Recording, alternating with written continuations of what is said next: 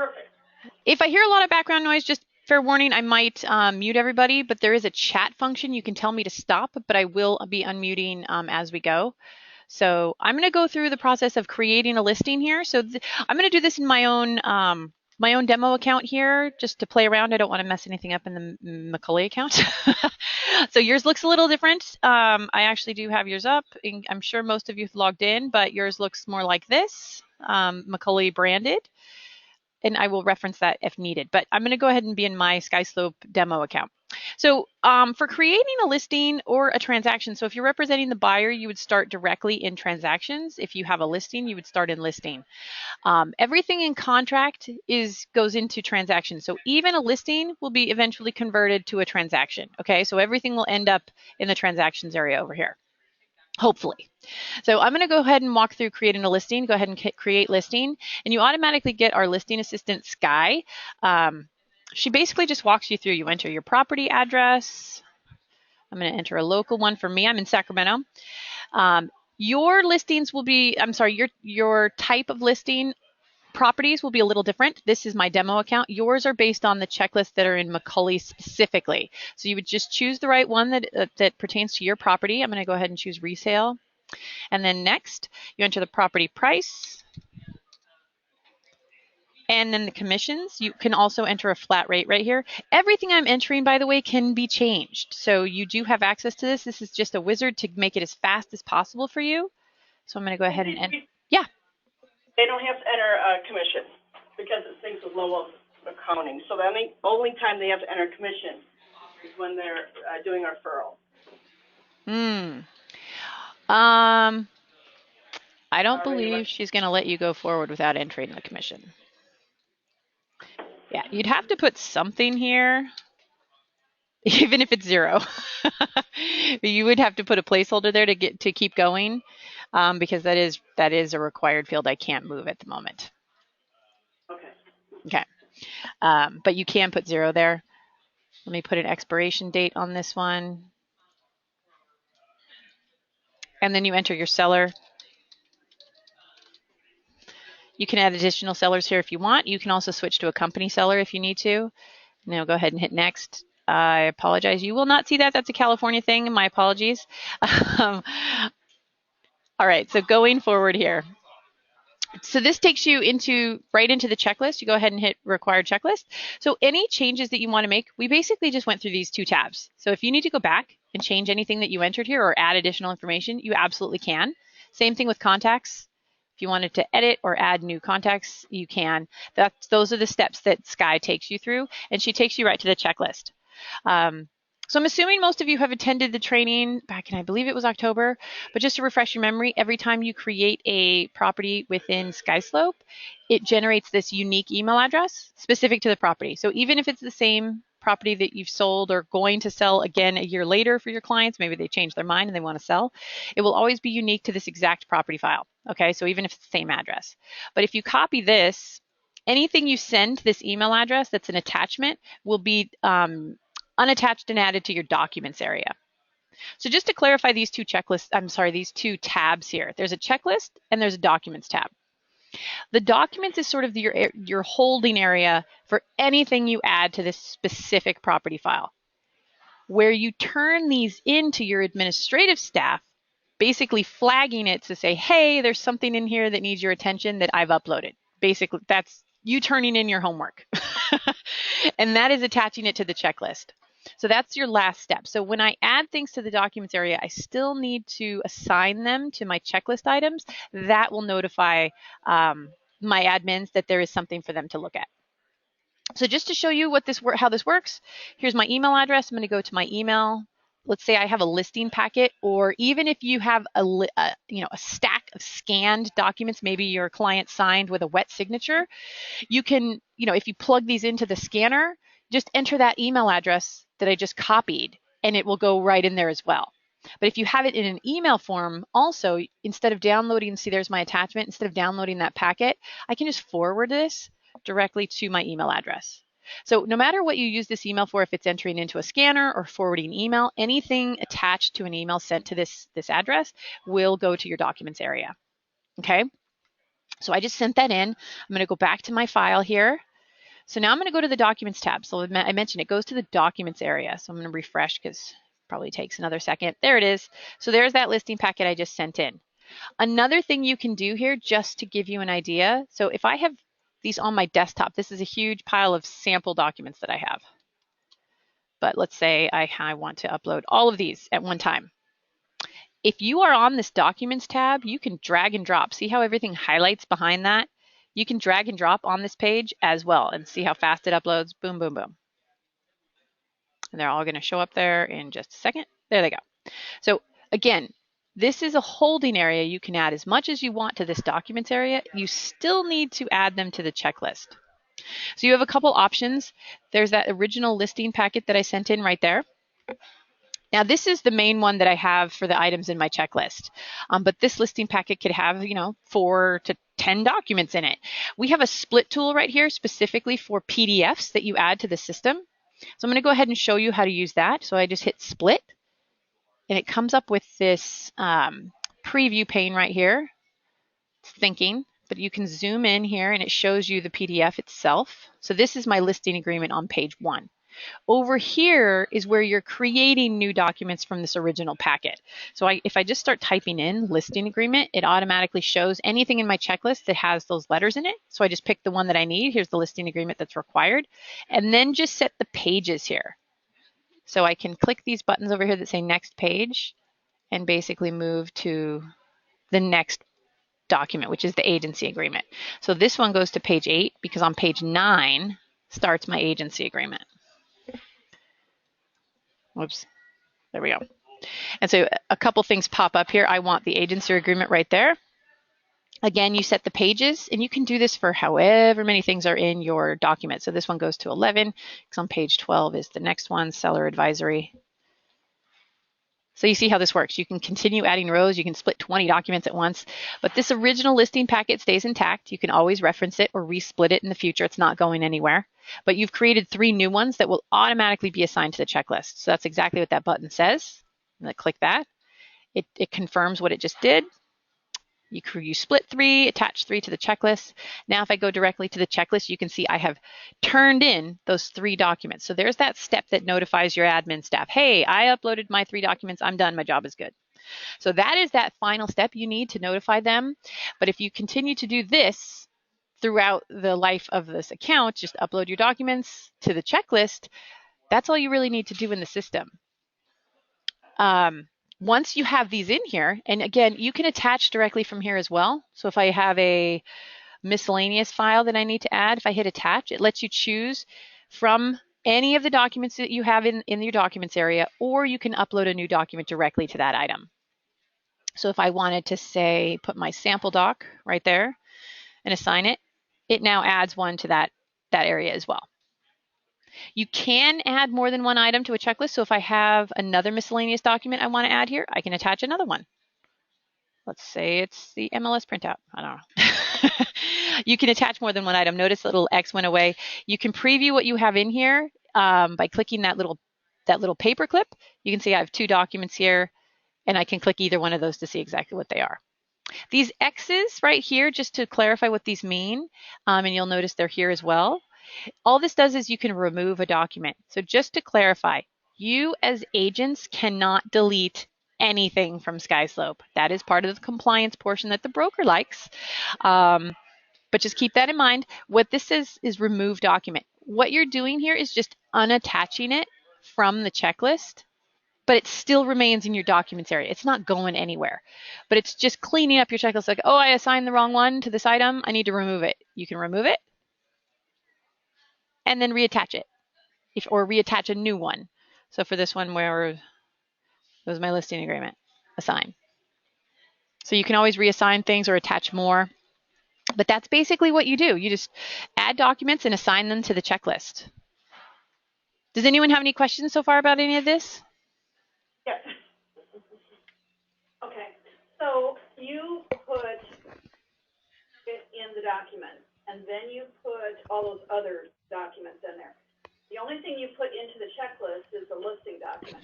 Is there any way to know from the documents page to the checklist page what you have in and what you don't have in? Yes. So when you're in the documents area, anything that has a paperclip next to it means it's assigned to the checklist. See that? So I have assigned these 5. 1, 2, 3, 4, 5. These are just sitting here in the documents area. Just in the, yeah, anything in the documents area basically lives with the account for the life of your SkySlope account. If you need to assign it and get approval on that document, so some things maybe you need to turn in and include, but they don't necessarily need to be approved on the checklist. I'm not sure if that's exactly the case, but you can keep anything you want in the documents area. Okay. Does that answer your question? One more question, Lindsay. Yeah. Did a file a couple of days ago, and I actually put into the document a file that doesn't belong to this listing, just by mistake. Ah. I tried to delete it, but of course now Right. I understand. You cannot delete. So what you would do is, so say this is the wrong mold disclosure. I added the wrong one to the wrong property. What you can do though is you can move it to the trash can. Oh, I can move it. You can move it to trash. It doesn't. You're not deleting it. It still lives here. It's just filed away under trash, meaning, whoops, mistake. Yeah. I'll try it. Your admins can actually delete files from here, but agents can only move things to trash. If you truly, truly need it deleted, you would need to ask their permission to do that for you. I'm an admin, so if ever you really want to get something deleted, As long as give me a call. it's private and it's just for us, I mean, I really don't mind. Right, it's just Just that your somebody account. else's contract on a different listing. Yeah.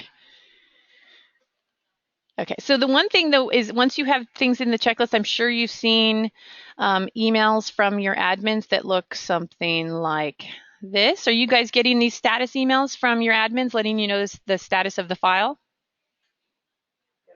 Yes. Okay.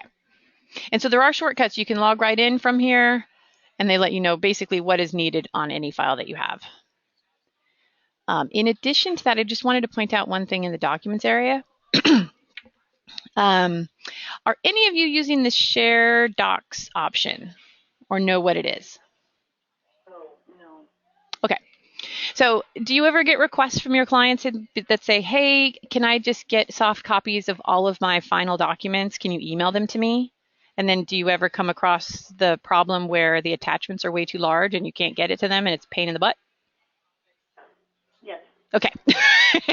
So ShareDocs is a great way to do this. It basically creates a unique URL and it includes any of the documents that you want.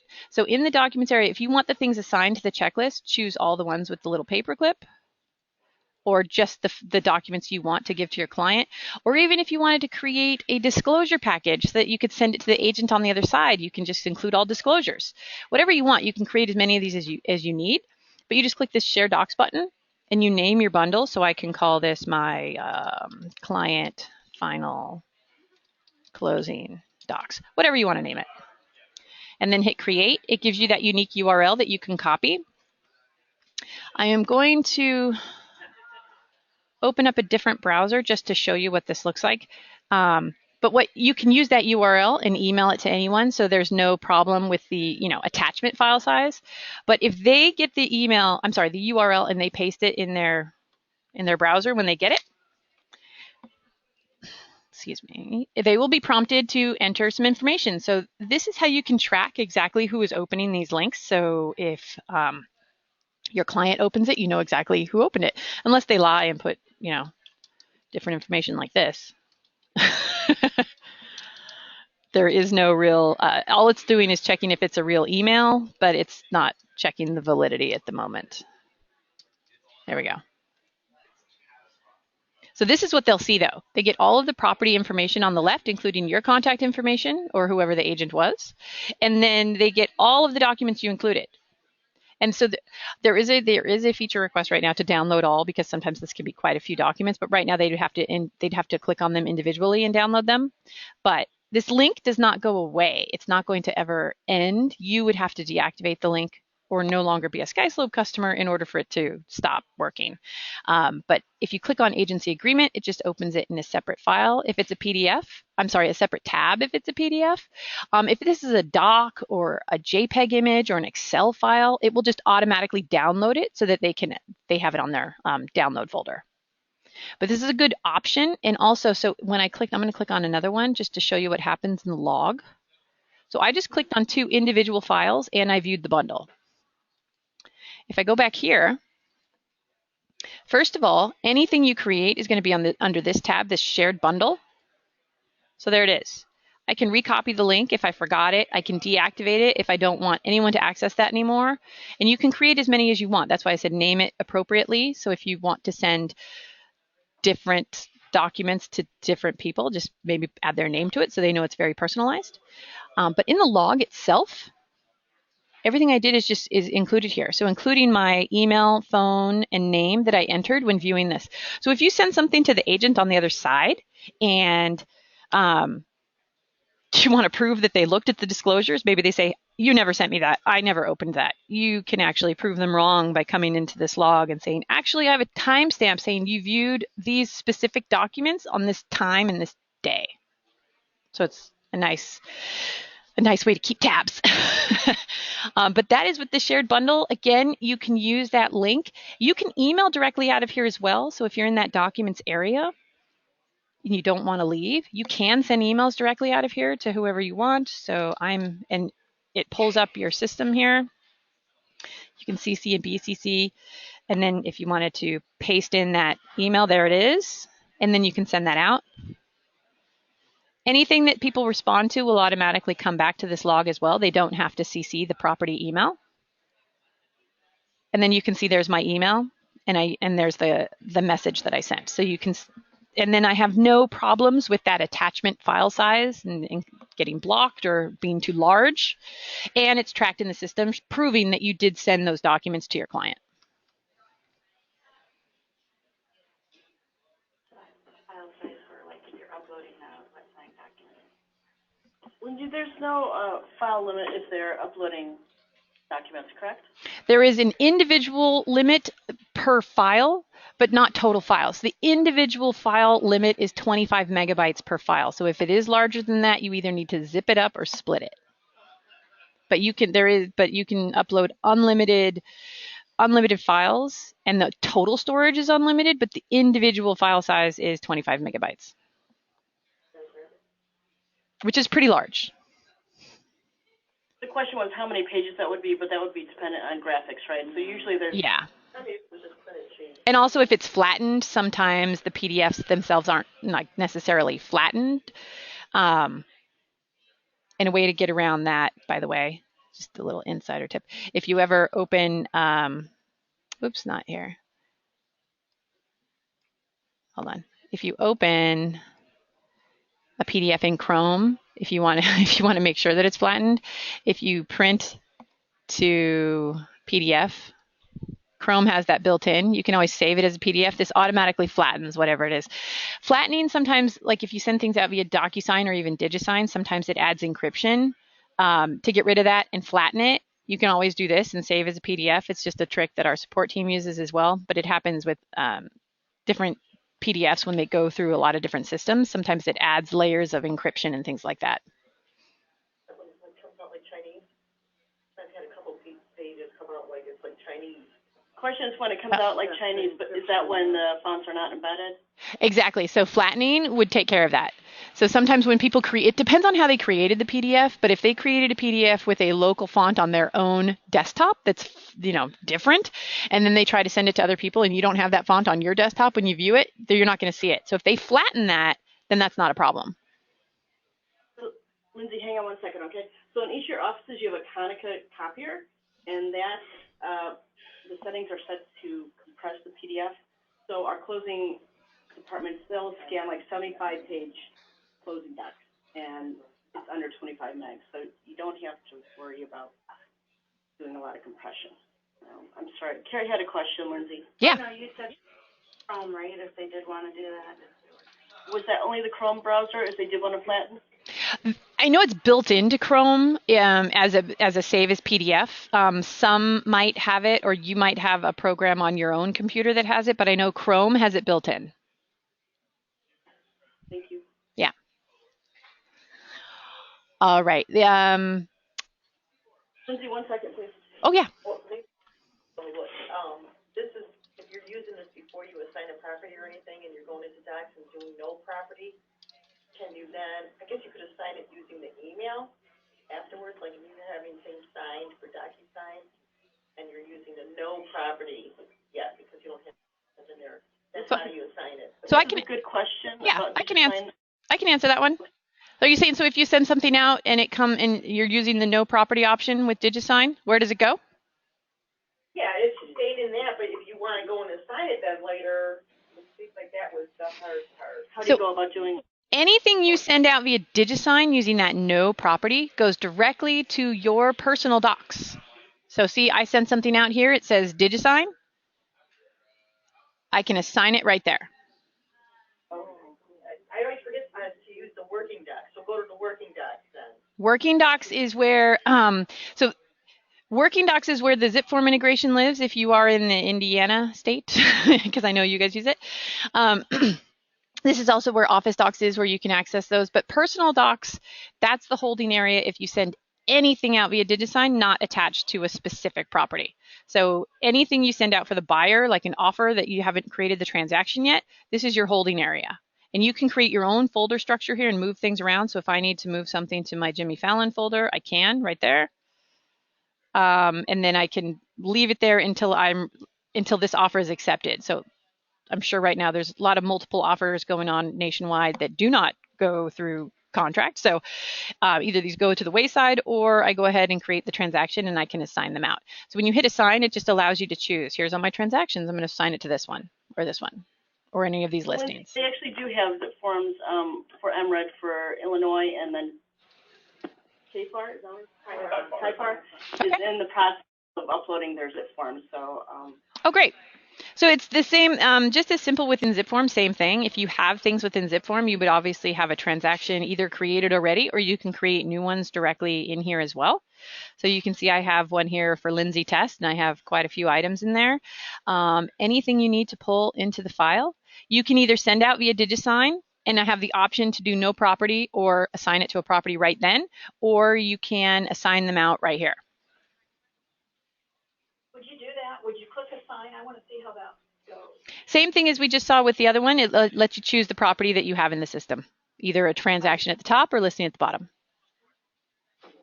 Those will be blank, and then you have to fill them out. Yeah, so the other thing was, bear with me, if you're in ZipForm and you have a transaction, if you have a cover sheet, I would recommend, if you click on this, you can edit directly within SkySlope. Anything you add to the cover sheet will automatically populate into the other documents. So if I had Jimmy Fallon here and then I fill out all the information I need to, go ahead and save. Everything in the other ones, so my buy sell agreement. So there's my address from so everything's automatically populated in here based on my address. I don't know if this has the seller in here. I apologize, I didn't fill much out. But you can personalize it using the cover sheet. You can edit directly within here as well. If you need to send it out via digital signature and you have your property, so if it's a listing and you've created the listing in SkySlope, you can choose DigiSign and choose that property right then. Everything will go right back to that documents area. If you're representing the buyer and you haven't created any transactions yet, because like I said, that offer, you're sending out an offer, then I would choose no property. And all your personalized ZipForm forms are now sent out via DigiSign. Once they're signed, they come back to your personal docs area, and then once that offer is accepted, then you can create your transaction and assign them there. Lindsay, there's a comment. 1 second, please. Yeah. The thing that I was talking to you about the other day, Monica. Lindsay, have you had anybody who's had an issue with ZipForms auto-populating information into the form?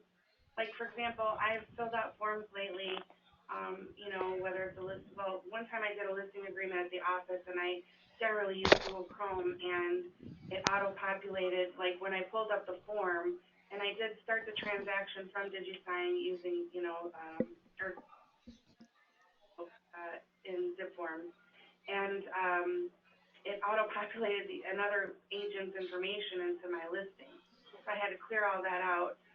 And then I've filled out forms like a purchase agreement or whatever, and it's auto-populated information into fields in my form as well. Like my list agent information into or buyer's agent information into the list agent side. Mm-hmm. And so you heard of that? And, you know, I was speaking with Stephen about it, and he said maybe clear my cache or turn off the autofill, the auto-populate feature. It's a Chrome thing, because I've experienced this just in general using Chrome when I fill out anything. If it asks for my email address and I hit the wrong thing, it automatically auto-populates all of my information on something that I'm not filling out for myself. It's a Chrome thing.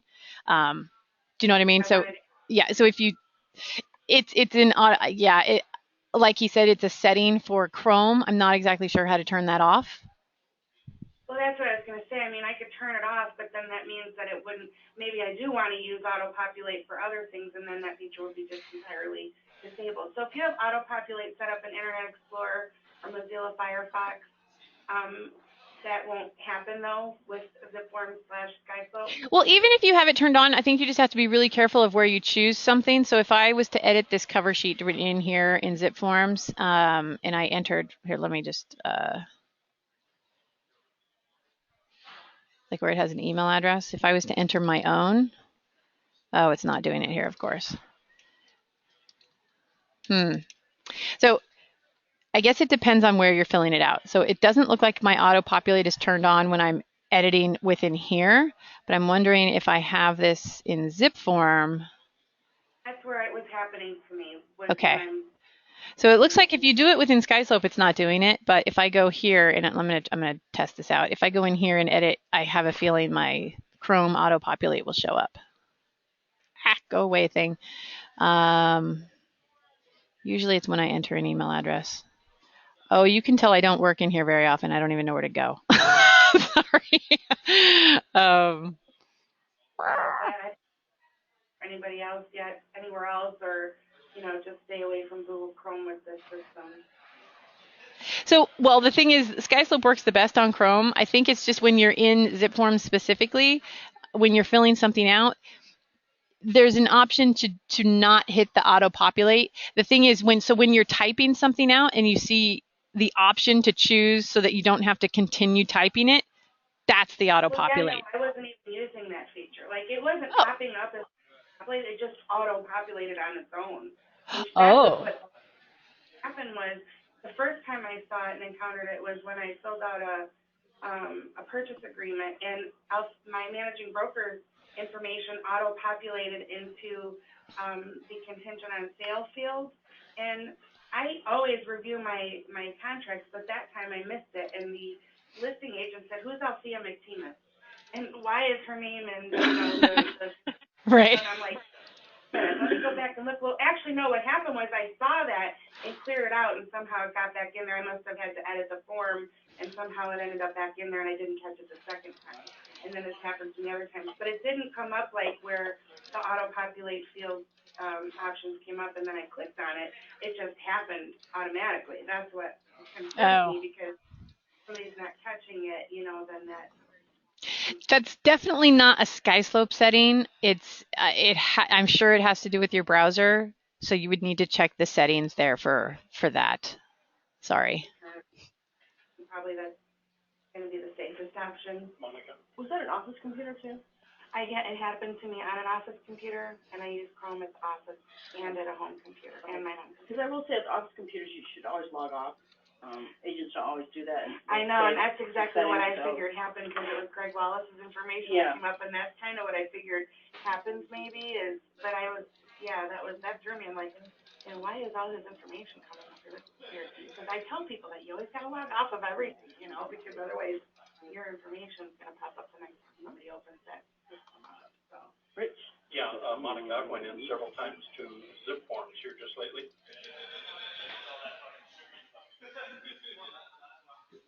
I'm still using Adobe Pro, pulling it over, uploading it, that kind of thing.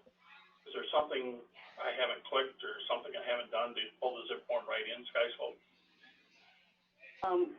Lindsay, are you gonna go through how the zip form syncs, how the settings they have to do to sync that?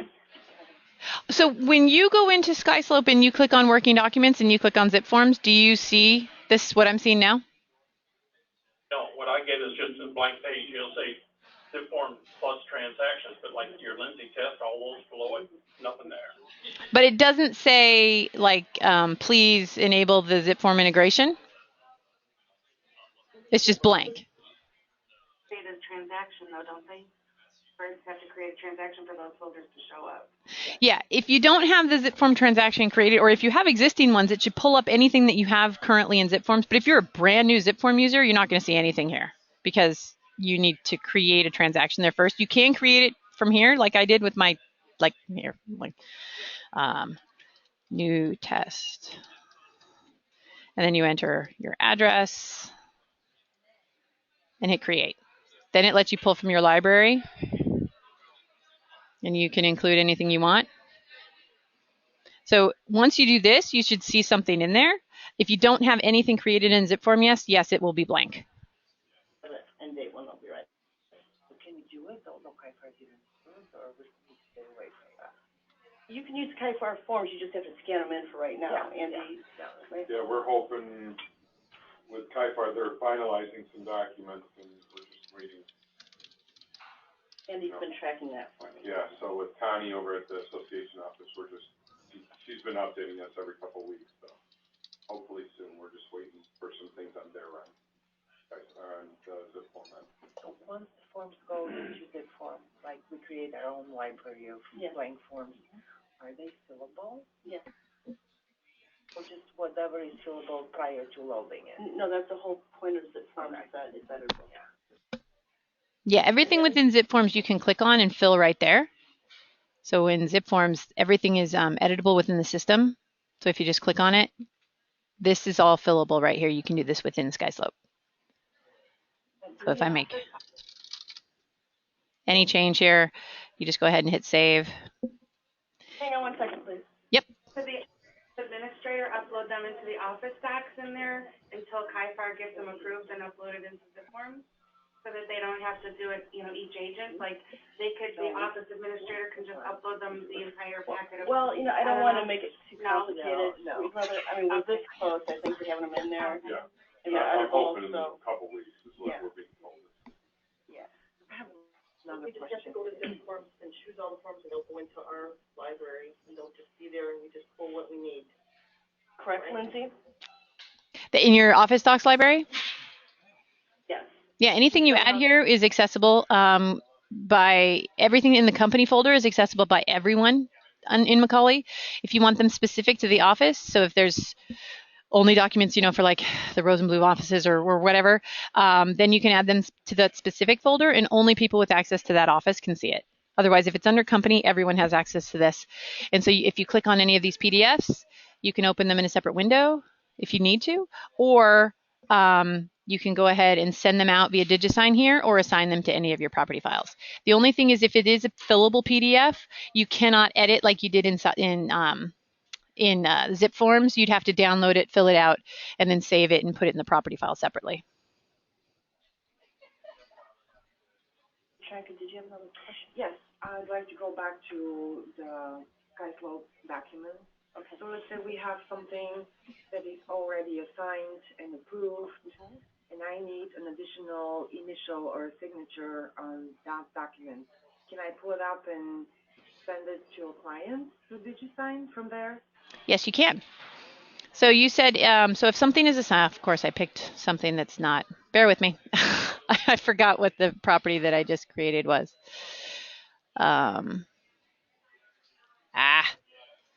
I should have paid attention to the, yes, so if there's something in the, let's try this one. There we go. So if this is signed and you need one additional signature here, and this is already assigned to the checklist, you can send this exact property out. I'm sorry, this exact document out, even if it has some signatures on it and you just need an additional one. You can send that exact document out via DigiSign and just get that additional signature. Yeah, but you're pulling it from the document. I was thinking about what if this document is only in checklist? So this, I did pull from the documents, but you could tell the one sorry. Bear with me. I need to go back. The one I pulled had the paper clip, meaning it was assigned to the checklist. So the only things that you can send out, so see how that had the assigned? That one is assigned to the checklist.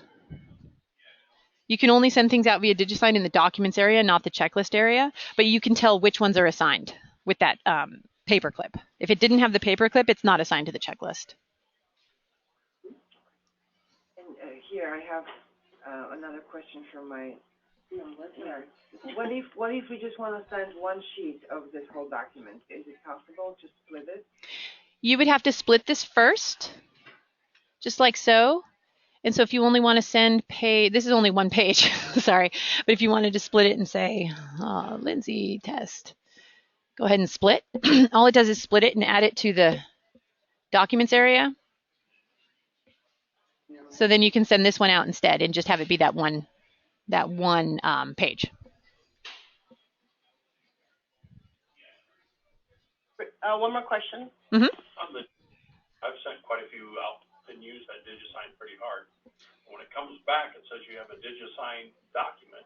Mm-hmm. It don't say it's your property or her property. It just, there's no way of knowing which one it is till you open it. Is there a way to identify the listing address or anything on those? So usually when you send those out, you have the option to put it usually puts the subject as the property address. So the property address is right in the subject. Does it not have that when you receive that notification? Because mine's so far but I've been using no property and uploading from Adobe Pro. Well, that's true. If it's showing no property, then you won't get the listing address, correct? Okay. Right. Correct.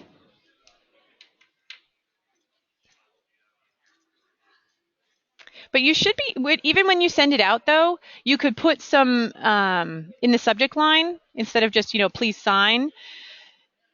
You could put the property address of the offer or whatever it is you're sending out that you don't have created in SkySlope yet. Usually those still contain an address. You could still put that in the subject line when you send it out via no property, just to make it easier when it comes back to you. You know what, it does not have the address in the. Yeah, it just says you got a It just says document. all signed documents for signature. And this is when you sent out from a property file? I sent it out from Just in general, like Yeah, you send it yeah, like it a did no not have a property. property address yet, you're right. So you have to really name the So file. it doesn't tell you, it just says document of choice. So you have to open it, say, file. I'll just put the subject line. So what are you saying we would do? If you change the subject line when you send it out for signature, Right. it'll come back with that address in the subject line, correct? Yes. Yes, it should. So it Sorry.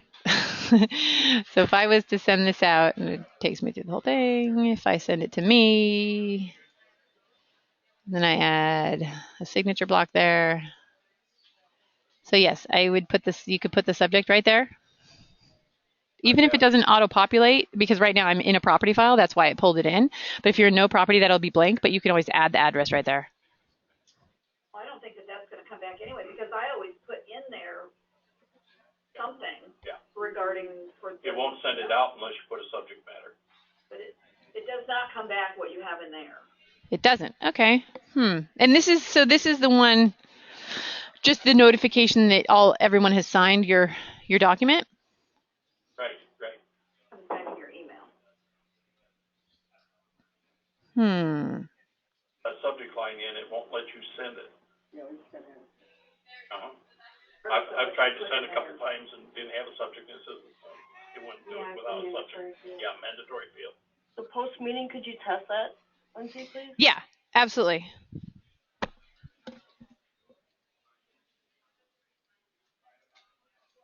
And the other thing I'd like to see her use is that writable portion. How does that really work?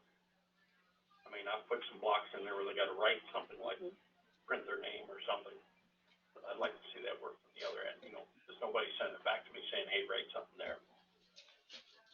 How does the client handle that? Yes, I had one where I wanted them to put in the listing amount on the listing agreement. That was nothing. Yeah. So I don't know if if it's getting to them or not. Did you hear that, Lindsay? They probably don't think. Sort of. Something about like if you add a writable field for your client to fill in, right? Yeah, okay, how do they fill that in? Does a little keyboard come up when they hit start and go down through there? Or? Yeah, if you have this as a writable field and this is for them to fill out, so right now it's just me because I'm the only person here. When they hit start and fill out the signatures and initials, that will be one of the boxes that they get to that they have to fill out. They have to. Well, it looks like this is not, the writable fields are not required. So they will get to it. They will be able to move forward without filling it out. So can they make it required? I don't currently know. But I will double check this one. Hold on, let me just make a note. Only where you can fill it in, but, and again, like, if it's something we're really not supposed to be writing in, like, if we want the client to write something, I'm wondering. especially in areas where there's much fill it in, you know, and then the other option would be better if we required it, if it was a required field, you know, if we have the option to be able to. I know like the only thing I'd say you could do right now is when you do send this out and you can enter a message, I would I would just add, please be sure to fill in, you know, the information on the whichever field it is you're asking for. You could add that as part of the message so that they just don't miss it. But right now I will check and see if that's something that's coming to make that required. But right now I know it's not available. Because it sounds like DocuSign has that feature, but DigiSign does not. So that's a concern. Okay.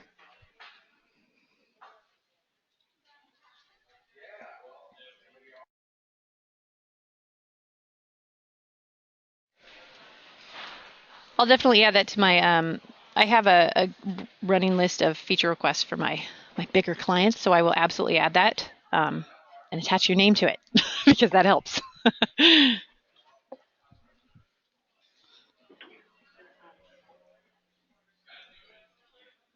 there a way to shrink it down when you're tagging the document too? Because right now I couldn't find an option. Can you reduce the file, the viewable area? The viewable area, this? Only if you shrink your window. Is that what you're talking about? Like this view itself? Yes. So like if there's multiple places to tag on the page or the document, you know, you could see those all in one view, right, as opposed to having to scroll up to the next. Oh, I see what you mean, like 100% on one page. Not currently, but I will absolutely add that to along with the required field.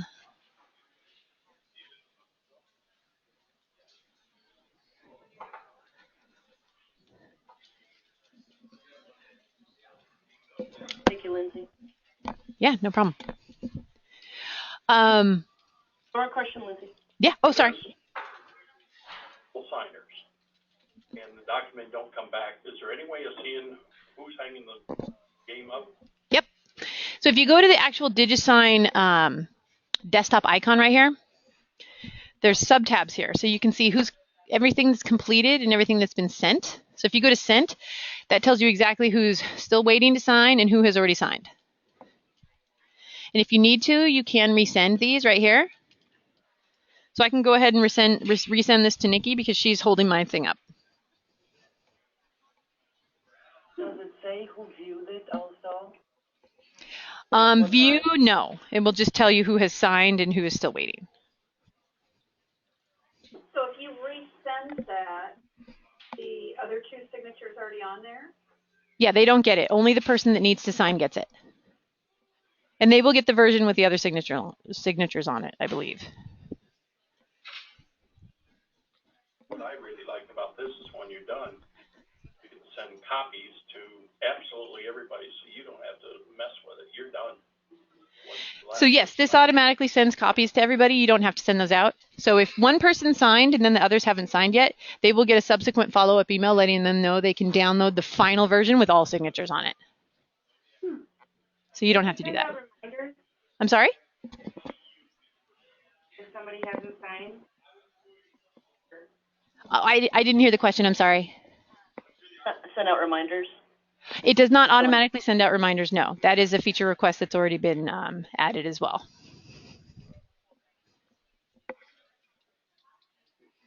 So I sent out a document to be signed a couple weeks ago.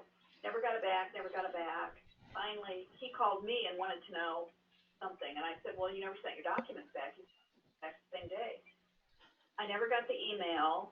I finally went into the sent, and it was there signed, but it was not in the completed, and it was not completely signed.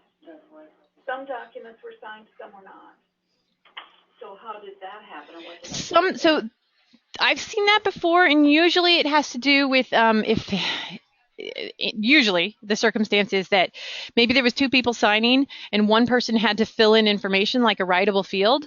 If they change the document in any way, so if Monica signed the document and she's done, and then I fill out the document and I add, a writable field or something like that, when I sign it, Monica's going to get a follow-up email saying, the document's been changed, please initial.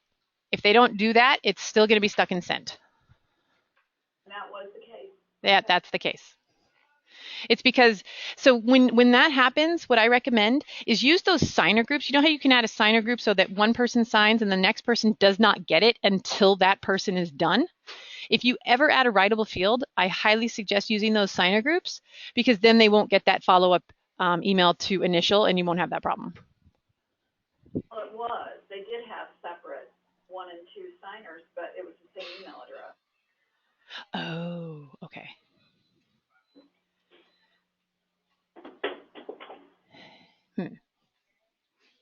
Well, so if it's like DocuSign, then they have to go out of that, and then the second person has to go in separately, probably. Like, is it like DocuSign where it sends out a second email when the first person's completed the signing process, or, well, regardless, it sends out separate emails, right?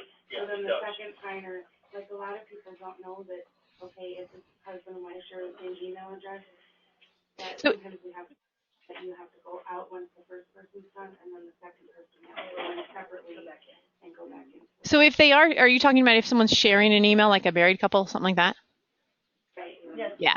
I always recommend adding them as two separate recipients, even with the same email address. So when you're sending out the envelope and it says add recipients, don't add like Mr. and Mrs. Smith at one email address. Add Mary Smith as one recipient, Bob Smith as the next recipient, both with the same email address. Then they will each get a separate line item email with their name in the subject line. And then you can also do the signer group so that Mary goes first and Bob does not get his until Mary is done. Well, I think I did do that. I sent 2 stuff. I mean, I put them in twice. So Okay. The first signer, he signed first. Then I listed the second signer, and then he would sign second. But it was the same email address. But you had to have the writable one first. Always have the writable one first then. Okay. Yeah, because then Mary, like if Bob signs first and he's not, and then Mary signs second and she adds a writable field, Bob is then going to get a follow-up email saying, please initial the changes. But regardless, it was not all completely filled out anyway, by either one of them. Okay, and that I think has to do with those writable fields not being required, which I will absolutely add to my feature request for DigiSign. So I think DigiSign is one of the features that they are going to be focusing on hopefully this year and adding lots of things to. Sorry, what's that?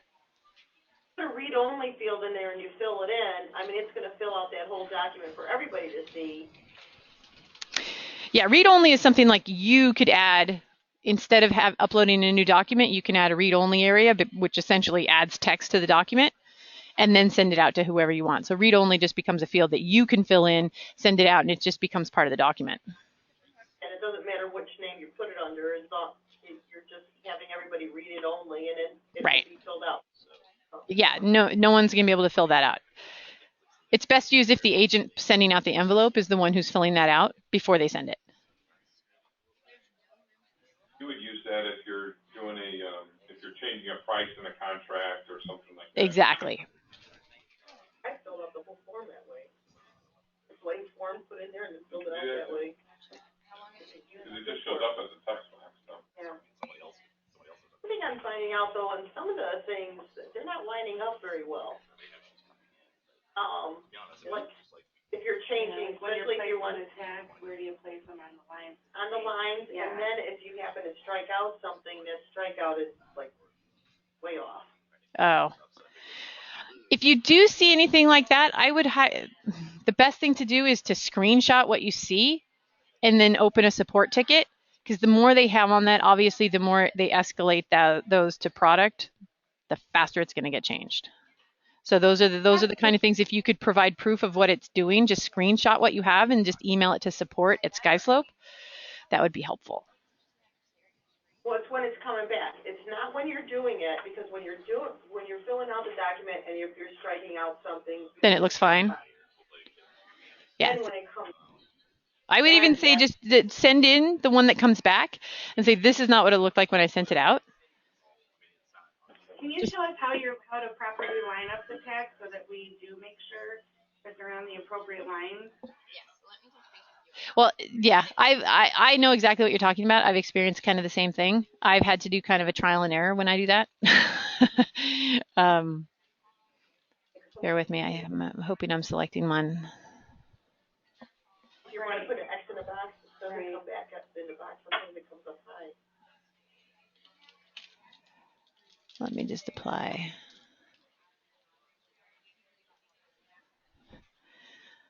So if I add, whoops. Let me get rid of him because he doesn't have a signature. Sorry, I'm missing someone. There we go. I'm like, who doesn't have info? It won't let me go forward.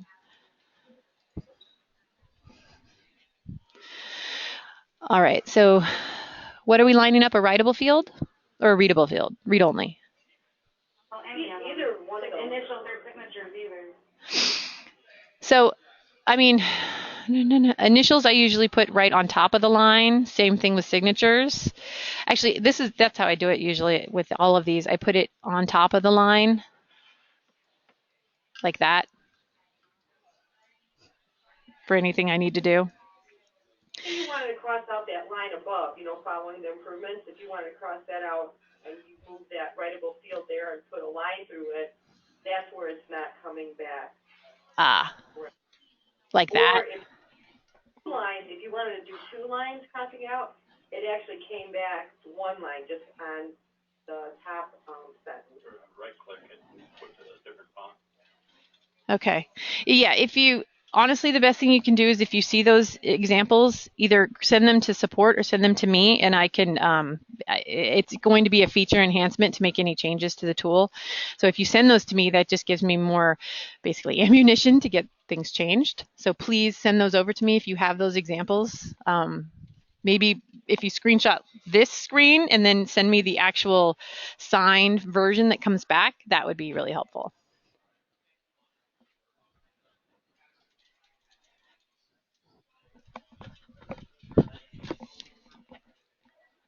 Thank you. So let's say that we have a transaction, and then the deal falls apart. So can you get rid of all that buyer information out of that transaction so that when you have a new buyer, you don't have buyers? Yes. So what you would do as an agent, so if one of these is a listing that you've converted to a transaction and your buyer falls through and you need to relist, when you go to cancel the transaction, you as an agent would need to submit the reason and put that request in there saying, hey, deal fell through, need to relist. Can you please relist? Only the admins can do that. So when they go to approve the cancel, they have the option to relist that listing, and then the transaction portion of it would go to the canceled section.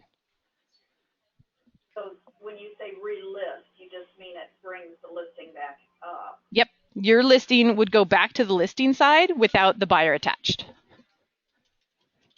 so that you wouldn't have to redo the listing.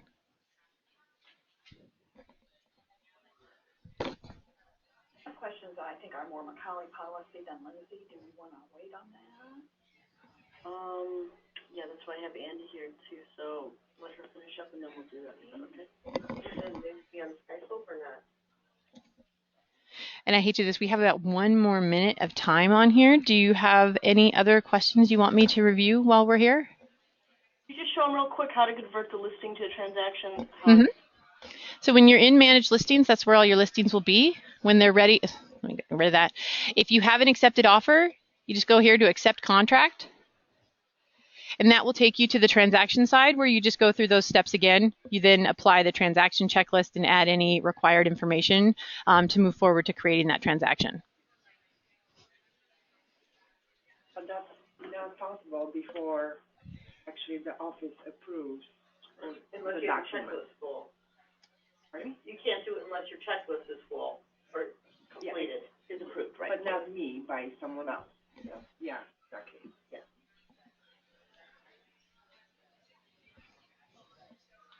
Any other questions? On this part, just, she's gonna time out then. One. Thank you, Lindsay. You will email me the video link, please? I'm sorry, the what? Email me the link to this training then, so I can send it to them? Yes, as soon as it's processed, I will go ahead and host that. I'll send you the link. Should be a little later today. For some reason, I'm having trouble converting them lately, but I'll send you that as soon as I have it. Okay, thank you, Lindsay. All right, thanks, everybody. Thank you very much. All right, Take care. bye-bye.